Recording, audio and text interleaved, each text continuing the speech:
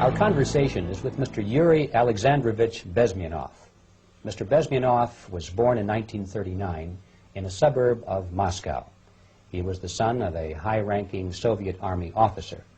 He was educated in the elite schools inside the Soviet Union and became an expert in Indian culture and Indian languages.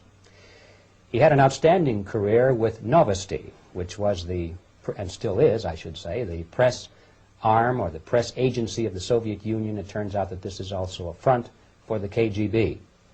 He escaped to the West in 1970 after becoming totally disgusted with the Soviet system, and he did this at great risk to his life. He certainly is one of the world's outstanding experts on the subject of Soviet propaganda and disinformation and active measures. When the Soviets use the phrase ideological subversion, what do they mean by it? Ideological subversion is the process which is legitimate, overt, and open. You can see it with your own eyes. All you have to do, all American mass media has to do, is to unplug their bananas from their ears, open up their eyes, and they can see it. There is no mystery. There is nothing to do with espionage. I know that espionage intelligence gathering looks more romantic. It sells more deodorants through the advertising, probably. That's why your Hollywood producers are so crazy about James Bond type of thrillers. But in reality, the main emphasis of the KGB is not in the area of intelligence at all. According to my opinion and opinion of many defectors of my caliber, only about 15% of time, money, and manpower is spent on espionage as such. The other 85% is a slow process which we call either ideological subversion or active measures, активные мероприятия in the language of the KGB, or psychological warfare. What it basically means is to change the perception of reality of every American to such an extent that despite of the abundance of information, no one is able to come to sensible conclusions in the interests of defending themselves, their families, their community, and their country.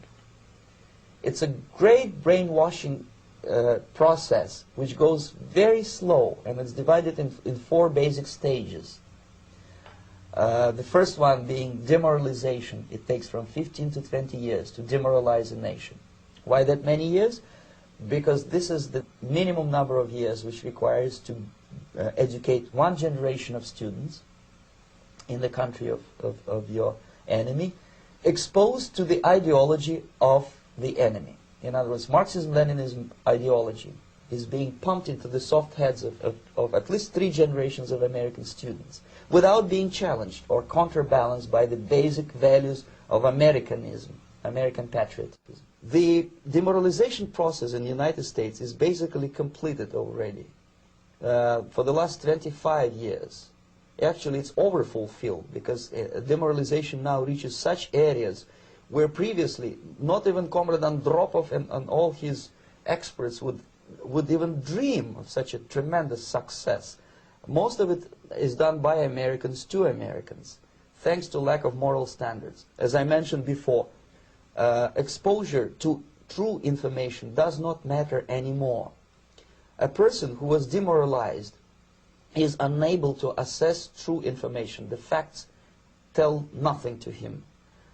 Even if I shower him with information, with authentic proof, with documents, with pictures, even if I take him by force to the Soviet Union and show him concentration camp, he will refuse to believe it until he is going to receive a kick in his fat bottom. When a military boot crashes then he will understand, but not before that. That's the tragic of the situation of demoralization. So the next stage is destabilization. This time, subverter does not care about your ideas and the patterns of your consumption. Whether you eat junk food and get fat and flabby, it doesn't matter anymore. This time, and it takes only from 2 to 5 years to destabilize a nation, what matters is essentials: economy, foreign relations, defense systems.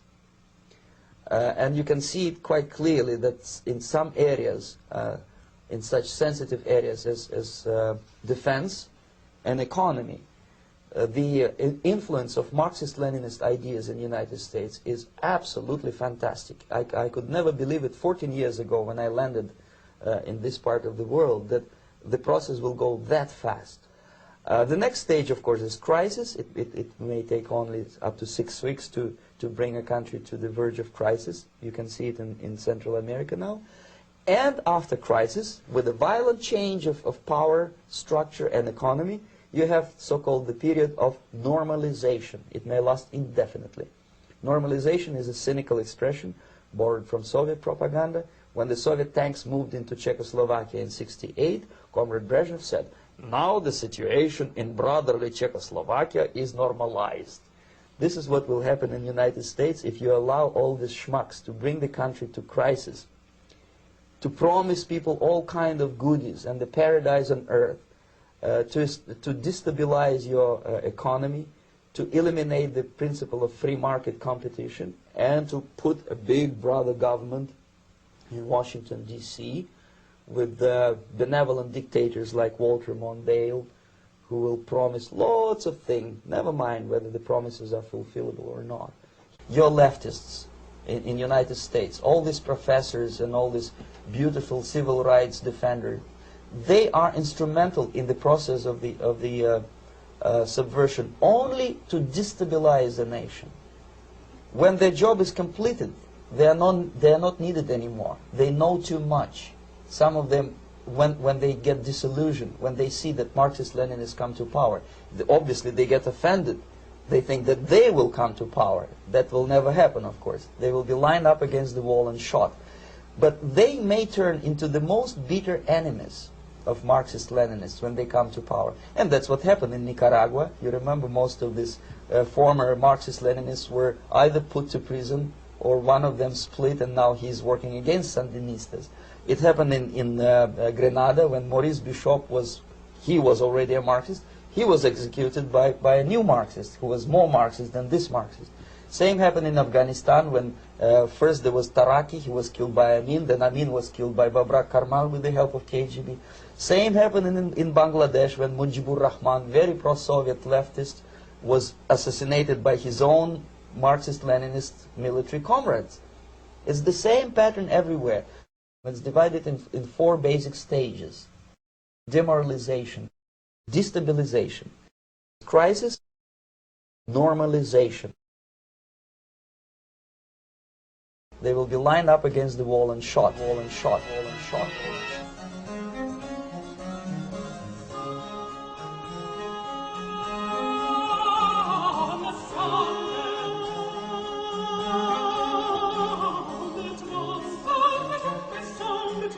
Song